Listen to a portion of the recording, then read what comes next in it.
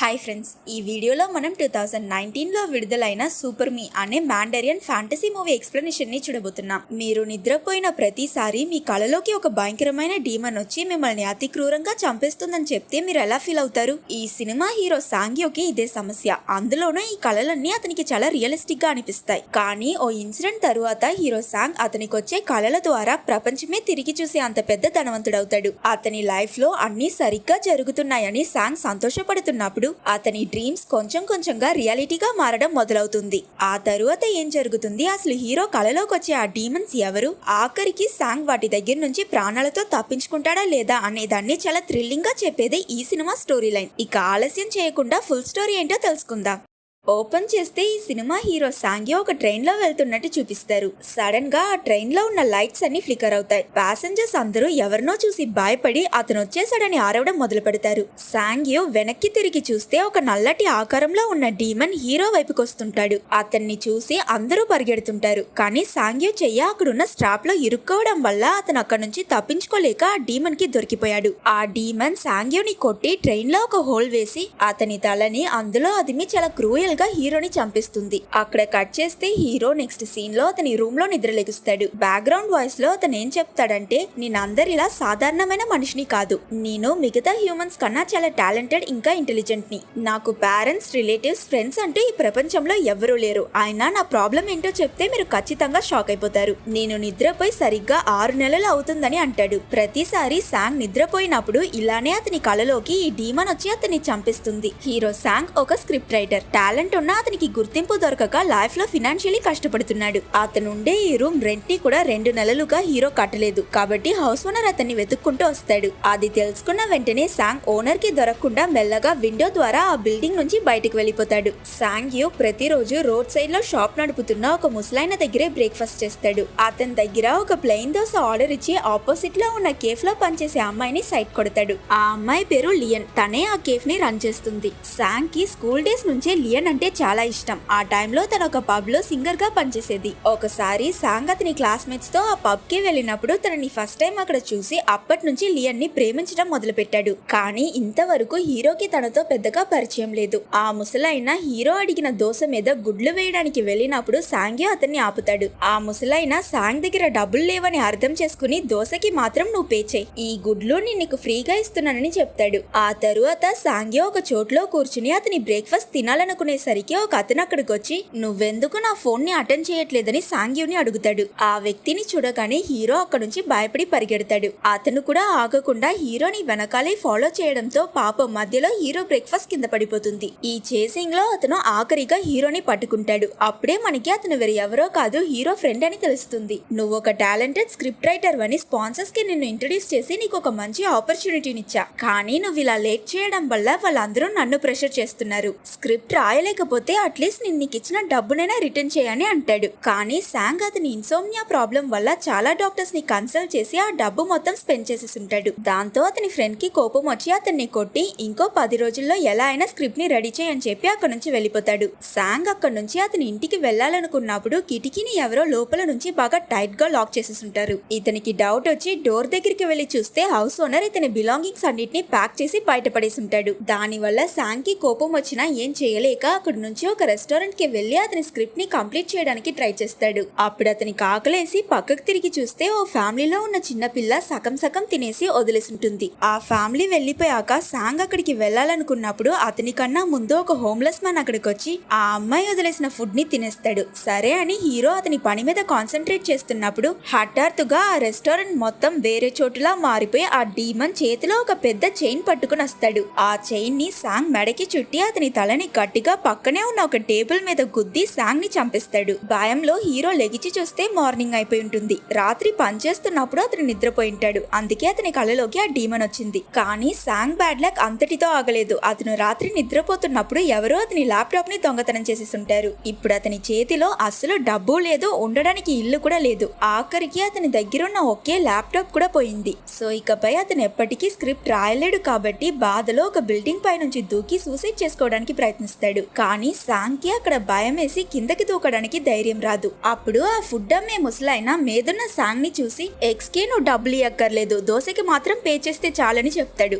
అది విన్న సాంగ్ మనసు మార్చుకుని కిందకొచ్చి ఆ ముసలాయన ఇచ్చిన ఫ్రీ బ్రేక్ఫాస్ట్ తింటూ అతనికి థ్యాంక్స్ చెప్తాడు. అందరికీ లైఫ్ లో కష్టాలుంటాయి, దానికోసం ఇలాంటి నిర్ణయాలన్నీ తీసుకోకని ఆయన సాంగ్ కి అడ్వైస్ చేస్తాడు. దానికి సాంగ్ అతను నిద్రపోయిన ప్రతిసారి అతని కళలోకి ఒక డీమన్ వచ్చి అతన్ని చంపేస్తున్నాడని, దీనివల్ల కొన్నిసార్లు అతను ఏది రియాలిటీ ఏది డ్రీమ్ అని తెలియక కష్టపడుతున్నానని అతని ప్రాబ్లమ్స్ మొత్తం చెప్తాడు. అది విన్న ముసలాయన ఒకవేళ నువ్వు నెక్స్ట్ టైం ఆ డీమన్ ని చూస్తే భయపడకుండా ఇదంతా ఒక కళ అని నీకు నువ్వే చెప్పుకో అని అతనికి ఐడియా ఇస్తాడు. అలా చేస్తే ఆ డీమన్ నేను చంపడానికి ముందే నువ్వు నిద్రలేచే ఛాన్సెస్ అన్ని ఉన్నాయని చిన్నపిల్లలకి ఇచ్చే టిప్స్ అన్ని ఇచ్చి హీరోని నవ్విస్తాడు. ఆ రోజు రాత్రి హీరో సాంగ్ ఒక సూపర్ మార్కెట్ కి వెళ్లి బ్రెడ్ మాత్రం కొంటున్నట్టు నటించి అక్కడున్న కొన్ని ఫుడ్ ఐటమ్స్ ని ఎవరికీ తెలియకుండా దొంగతనంగా అతని పాకెట్ లో దాస్తాడు. అప్పుడు అతనికి ఆపోజిట్ లో ఒక మిర్రర్ ఉండడం చూసి దాని ద్వారా ఇతను చేసిందంతా వేరే ఎవరైనా చూసుండొచ్చని భయపడి సాంగ్ ఆ వస్తువులన్నీ మళ్ళీ ఎక్కడి నుంచి తీసాడో అక్కడే పెట్టేస్తాడు. తరువాత సాంగ్ అతని దగ్గరున్న డబ్బుతో ఒక బ్రెడ్ కొనుక్కుని సూపర్ మార్కెట్ బయట కూర్చుని దాన్ని తింటున్నప్పుడు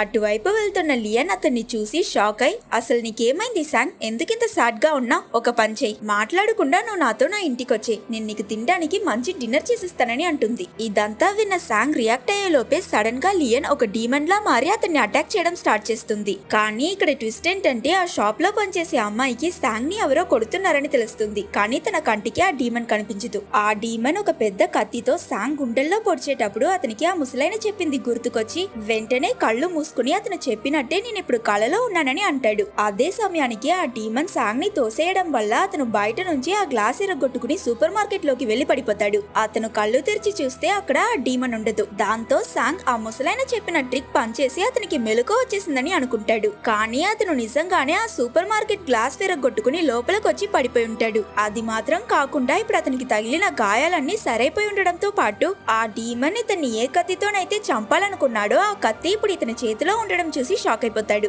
ఆ కత్తి ఎలా నిజ జీవితంలోకి వచ్చిందని సాంగ్యోకి అస్సలు అర్థం కాదు. దానివల్ల ఇతనికి డౌట్ వచ్చి దాంతో పక్కనున్న వస్తువుల్ని కట్ చేస్తాడు. అవి నిజంగానే కట్ అయిపోతాయి. అలాగే ఆ కత్తి చూడ్డానికి చాలా విలువైన వస్తువులా కనిపిస్తుంది కాబట్టి సాంగ్ దాన్ని తీసుకువెళ్లి ఒక పాన్ షాప్ లో 20,000 అమ్మేస్తాడు. అతని చేతికి డబ్బు రాగానే ముందు ఒక పెద్ద రెస్టారెంట్ కి వెళ్లి రకరకాలుగా తిని నెక్స్ట్ అతను స్టే చేయడం కోసం ఒక స్టార్ హోటల్లో రూమ్ బుక్ చేసుకుని షేవింగ్ చేసి అతని గెటప్ ఇంకా లైఫ్ స్టైల్ ని మొత్తం మార్చేస్తాడు. అలాగే ఆపిల్ షోరూమ్ కి వెళ్లి అతని కోసం ఒక ల్యాప్టాప్ ని కూడా కొనుక్కుంటాడు. ఇలా సాంగ్ అతని ప్రాబ్లమ్స్ అన్ని సాల్వ్ అయిపోయాయి కాబట్టి ఆ రోజు రాత్రి ప్రశాంతంగా నిద్రపోవడం కోసం స్లీపింగ్ పిల్స్ వేసుకుని పడుకుంటాడు. కానీ అతను కళ్ళు మూసిన నెక్స్ట్ సెకండ్ అతనికి బయట నుంచి ఏదో సౌండ్ వినిపిస్తుంది. అదేంటో తెలుసుకోవడం కోసం హీరో రూమ్ విడిచి బయటకొచ్చి చూస్తే ఆ డీమన్ ఈసారి ఒక పెద్ద యాక్స్ పట్టుకుని హీరోని చంపడానికి ప్రయత్నిస్తాడు. సాంగ్ అక్కడి నుంచి తప్పించుకోవడానికి ప్రయత్నించినప్పుడు అతని ఫేస్ లో వుడ్ పీసెస్ అన్ని గుచ్చుకుంటాయి. అప్పుడు ఆ డీమన్ చేతిలో ఉన్న ఆ పెద్ద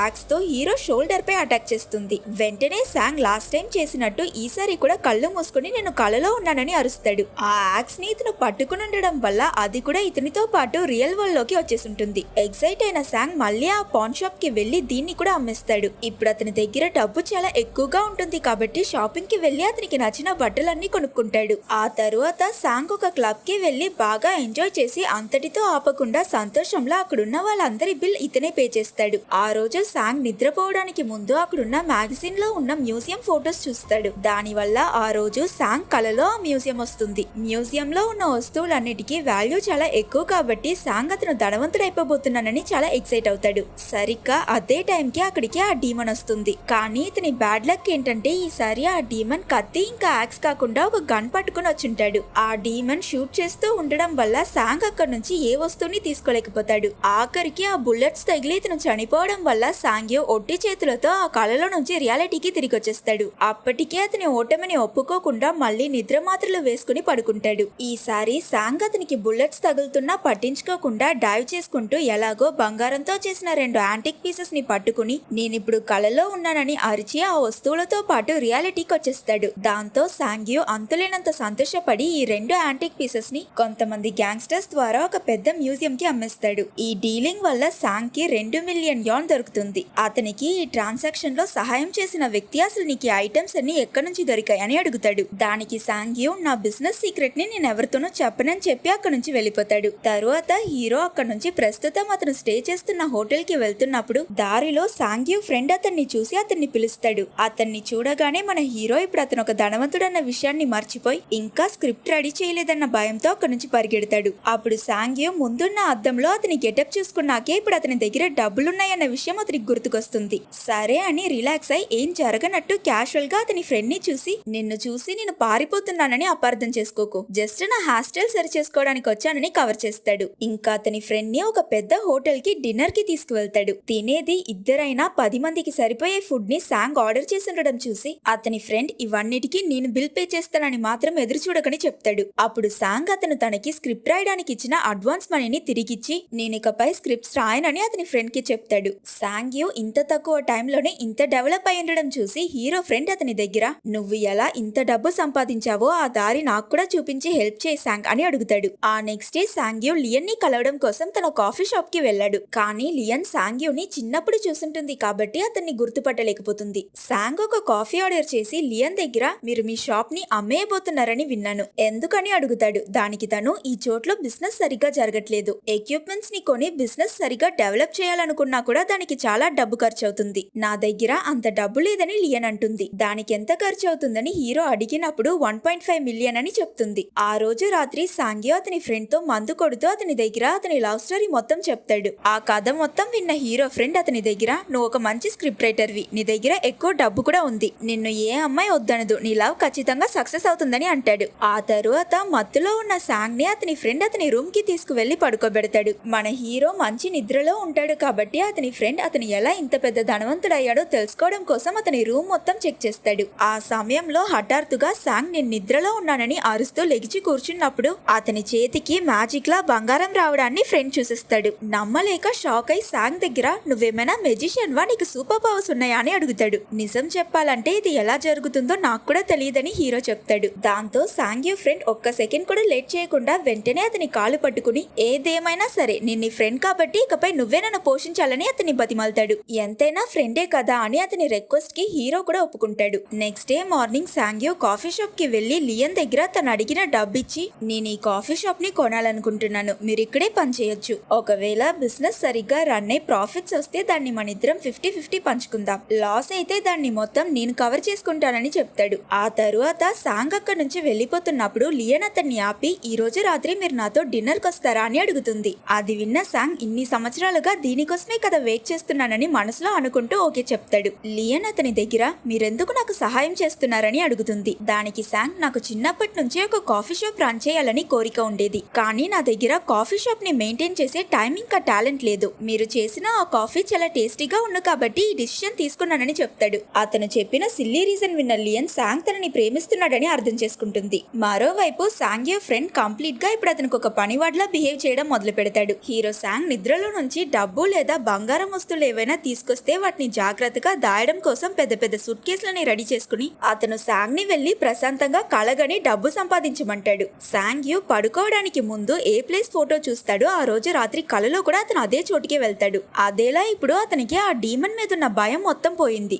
ఇతని ధైర్యం పెరిగే కొద్దీ ఆ డీమన్ పవర్ కూడా తగ్గిపోతుంది. ఇప్పుడంతా సాంగ్యూ కలలో ఆ డీమన్ అటాక్స్ ని చాలా ఈజీగా బ్లాక్ చేసి దాంతో ఫైట్ చేయడం స్టార్ట్ చేసేసాడు. ఇది సాంగ్యూ కల కాబట్టి అక్కడ అతను అనుకున్నవన్నీ జరుగుతాయి. ఆ డబ్బున్న బ్యాగ్ ని కూడా అతను వెళ్లి తీసుకోకుండా దూరంలో నిల్చుని దాన్ని తన దగ్గరికి లాక్కుంటాడు. నెక్స్ట్ డే లియన్ కాఫీ షాప్ ని చూపిస్తారు. అక్కడికి ఎప్పట్లా కాకుండా ఈ రోజు చాలా మంది కస్టమర్స్ వస్తారు. టేబుల్స్ అన్ని ఫుల్ అయిపోయాక కూడా కస్టమర్స్ అందరూ ఒక పెద్ద లైన్ లో నిలబడి ఉంటారు. నిజానికి హీరో సాంగ్ నే ఆ కాఫీ షాప్ బయట అతని ఫ్రెండ్ ని నిలబెట్టి అటువైపు వెళ్లే ప్రజలందరికీ ఎక్స్ట్రా డబ్బిచ్చి వాళ్ళందరినీ ఆ కాఫీ షాప్ కి వెళ్లి కస్టమర్స్ లా నటించమంటున్నాడు. సాంగ్యూ ఆ కాఫీ షాప్ లో ఉన్నప్పుడు బయట అతనికి హెల్ప్ చేసిన ఆ ముసలైనని చూస్తాడు. ఆ ముసలైన చేసిన సహాయానికి థ్యాంక్స్ చెప్పే విధంగా ఒక బ్యాగ్ ఫుల్ గా డబ్బేసి అది అతనికి దొరికేలా చేస్తాడు. ఆ రోజు రాత్రి షాప్ క్లోజ్ చేశాక సాంగ్యూ లియన్ తో బస్ స్టాప్ దాకా వెళ్తాడు. వీళ్ళిద్దరూ మాట్లాడుతున్నప్పుడు లియన్ సాంగ్ ఒక స్క్రిప్ట్ రైటర్ అని కరెక్ట్ గా గెస్ చేసింది. లియన్ తో నడిచి వెళ్లేటప్పుడు సాంగ్ కి వాళ్ళకు ఒక కార్ ఉంటే బాగుంటుందనిపించి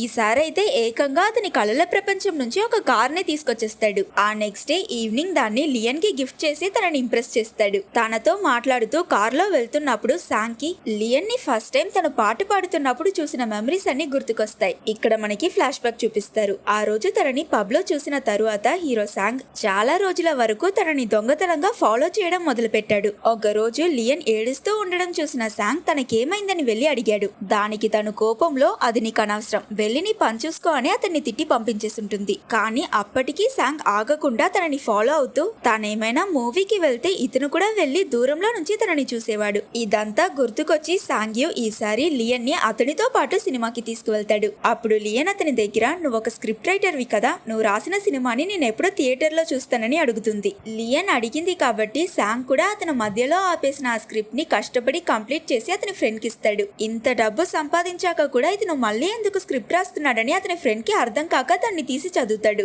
ఆ కథ నిజంగానే చాలా బాగుంటుంది. అది చదివిన హీరో ఫ్రెండ్ ఎమోషనల్ అయి ఏడుస్తూ ఈ స్టోరీ నువ్వే రాసావా లేకపోతే నీ కళలో నుంచి దొంగతనం చేసి తెచ్చావా అని అడుగుతాడు. అతనే రాశాడన్న విషయం తెలుసుకున్న హీరో ఫ్రెండ్ నీలో ఇంత టాలెంట్ ఉంటుందని నేను అనుకోలేదని అంటాడు. ఎలాగో వీళ్ళ దగ్గర ఇప్పుడు డబ్బుకి కొరత లేదు కాబట్టి వరల్డ్ లోనే ఫేమస్ అయిన యాక్టర్స్ ఇంకా డైరెక్టర్ తో ఈ మూవీని తీస్తారు. దీనివల్ల సాంగ్యూ కొన్ని రోజుల్లోనే చాలా పాపులర్ అయిపోతాడు. ఎంత ఫేమస్ అంటే ఫిల్మ్ ఇండస్ట్రీలో సాంగ్యూని తెలియని వాళ్ళంటూ ఎవరు ఉండరు. అలా అతను కొన్ని హై బడ్జెట్ మూవీస్ కి ప్రొడ్యూసర్ కూడా అవుతాడు. ఒక రోజు సాంగ్యూ బంగారం ఇంకా వజ్రాలతో నిండున్న ఒక ట్రెషర్ ని కలగని అక్కడున్న వస్తువులని తీసుకుంటూ ఇతని పనిని కంటిన్యూ చేస్తాడు. సాంగ్యూకి ఆ డీమన్ మీద కొంచెం కూడా భయం లేదు కాబట్టి ఈసారి ఆ డీమన్ అతన్ని ఎదిరించకుండా ఒక చోట్లో కూర్చునుంటుంది. అది చూసిన హీరో కావాలనే ఆ డీమన్ ని అడ్వాంటేజ్ తీసుకోవడం కోసం దాని నడుముకి కట్టున్న ఒక బెల్ట్ ని తీస్తాడు. అతను అలా చేయడం వల్ల ఆ డీమన్ ముక్కలు ముక్కలుగా ఇరిగిపోయి బూడిదలా మారి గాలిలో కలిసిపోతుంది.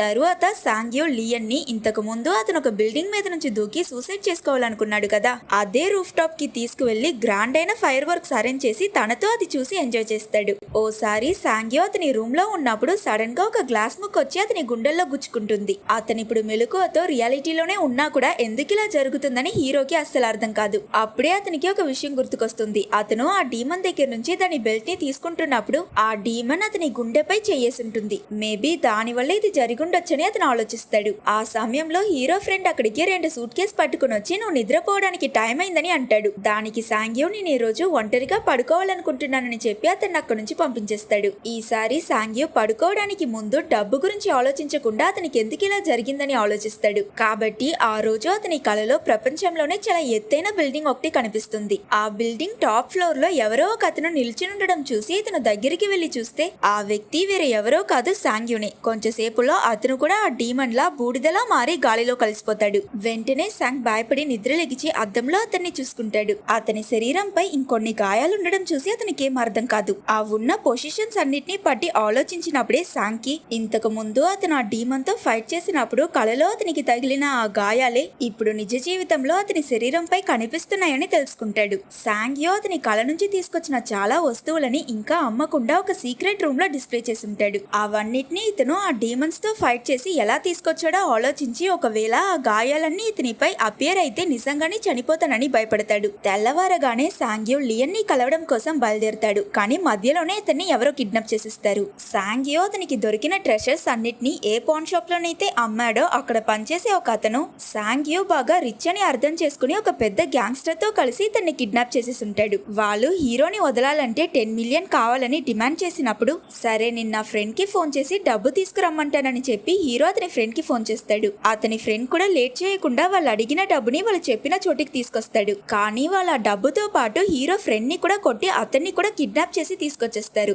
ఈ గ్యాంగ్స్టర్ సాంగ్ ఫోన్ ని చెక్ చేస్తున్నప్పుడు బ్యాంక్ నుంచి వచ్చిన ఒక మెసేజ్ చూసి సాంగ్యూ బ్యాంక్ అకౌంట్ లో మాత్రం ఇప్పుడు 300 మిలియన్ ఉందని కనిపెట్టేస్తాడు. సాంగ్ వాళ్ళ దగ్గర నేను ఎలాగో ఇంకొన్ని రోజుల్లో చనిపోబోతున్నాను కాబట్టి నా దగ్గర ఉన్న డబ్బు మొత్తం మీకు ఇచ్చేస్తాను, నన్ను నా ఫ్రెండ్ ని మాత్రం వదిలేయండి అంటాడు. దానికి ఆ గ్యాంగ్స్టర్ కూడా ఒప్పుకుంటాడు. కాబట్టి ఆ తరువాత వీళ్ళందరూ కలిసి సాంగ్యూ అపార్ట్మెంట్ కి వెళ్తారు. సాంగ్యూ వీళ్ళందరినీ అతని సీక్రెట్ ప్లేస్ కి తీసుకువెళ్లి అక్కడున్న వస్తువులన్నీ వాళ్ళకి చూపిస్తాడు. అప్పుడు ఆ అపార్ట్మెంట్ సెక్యూరిటీ గార్డ్ సాంగ్యూని కాంటాక్ట్ చేసి అతన్ని కలవడం కోసం లియన్ అక్కడికి వచ్చిందని ఇన్ఫార్మ్ చేస్తాడు. లోపలికి వస్తే తను కూడా ఈ గ్యాంగ్స్టర్స్ కి దొరికిపోతుంది కాబట్టి సాంగ్యూ తనని వెంటనే అక్కడ నుంచి వెళ్లిపోమంటాడు. కానీ అక్కడున్న రౌడీ సాంగ్ మాట్లాడుతున్నప్పుడే స్పీకర్ కట్ చేసి అతన్ని ఆపేస్తారు. కాబట్టి లియన్ కి డౌట్ వచ్చి సాంగ్ కి ఏమైందో చూడటం కోసం వస్తుంది. తన అపార్ట్మెంట్ లోపలికి వెళ్ళగానే గ్యాంగ్స్టర్స్ తనని కూడా పట్టుకుంటారు. శాంగ్ ఆ గ్యాంగ్స్టర్స్ లీడర్ దగ్గర నా ఆస్తి మొత్తం మీకు ఇచ్చేస్తాను, దయచేసి మా ముగ్గురిని వదిలేయండి అని బతిమాలుతాడు. కానీ అతను అవేవి పట్టించుకోకపోవడంతో ఆ పాన్ షాప్ లో పనిచేసే అతను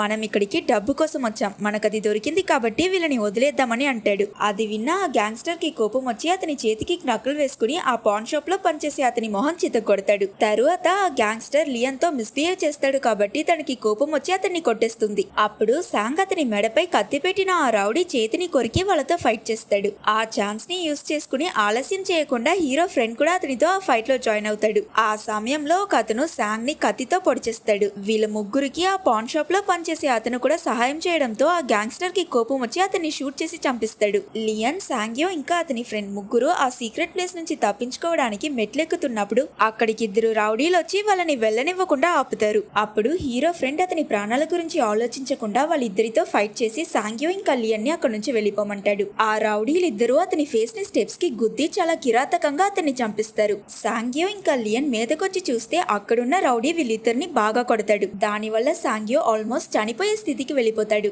ఆ టైంలో సాంగ్యో నొప్పి తట్టుకోలేక స్పృహ కోల్పోయినప్పుడు మళ్ళీ అతను కళల ప్రపంచంలోకి వెళ్తాడు. ఈసారి అతని కళలోకి వచ్చిన ఆ ప్లేస్ ఒక పెద్ద మేజ్ లా ఉంటుంది. అది మాత్రం కాకుండా ఆ చోటు మొత్తం సాంగ్యో మెమరీస్ తో నిండి ఉంటుంది. అక్కడికి వెళ్ళగానే సాంగ్యో జీవితంలో జరిగిన ఇన్సిడెంట్స్ అన్ని అతని కళ్ళ ముందు ఇల్యూషన్ లా కనిపిస్తాయి. ఆ మెమరీస్ అన్నిటి మధ్యలోనూ అతన్ని ఆ సూపర్ మార్కెట్ లో ఆ డీమన్ అటాక్ చేసిన తరువాత అంబులెన్స్ లో హాస్పిటల్ కి తీసుకువెళ్ళినట్టు కూడా ఒక మెమరీ ఉంటుంది. అతను ఆ మేజ్ ని మొత్తం ఆశ్చర్యంతో చూస్తున్నప్పుడు ఒక చోట్లో ఒక తిక్కైన గ్లాస్ వాల్ వెనక లియన్ ఉండడం చూస్తాడు. తానిప్పుడు రియాలిటీలో ఉంటుంది. తనని ఆ గ్యాంగ్స్టర్స్ చంపేస్తారేమో అని భయపడి హీరో ఆ గ్లాస్ వాల్ ఎరగొట్టుకుని బయటకు వెళ్లాలనుకుంటాడు. కానీ సాంగ్ ఎంత ప్రయత్నించినా దాన్ని బ్రేక్ చేయలేకపోతాడు. ఆ నిస్సహాయ పరిస్థితుల్లో సడన్ గా అతని చేతులు కాళ్ళు పెద్దవవుతాయి. కొంచెం కొంచెంగా హీరో అతని కళలోకి వచ్చి ఆ డీమన్ లానే మారిపోతాడు. కానీ దాని గురించి అస్సలు పట్టించుకోకుండా అతని చేతిలో ఉన్న వెపన్ తో ఆ గ్లాస్ వాల్ ని బ్రేక్ చేస్తున్నప్పుడు రియల్ వరల్డ్ లో ఉన్న గ్యాంగ్స్టర్స్ కి కూడా ఆ వాల్ నుంచి ఏదో సౌండ్ వినిపిస్తుంది.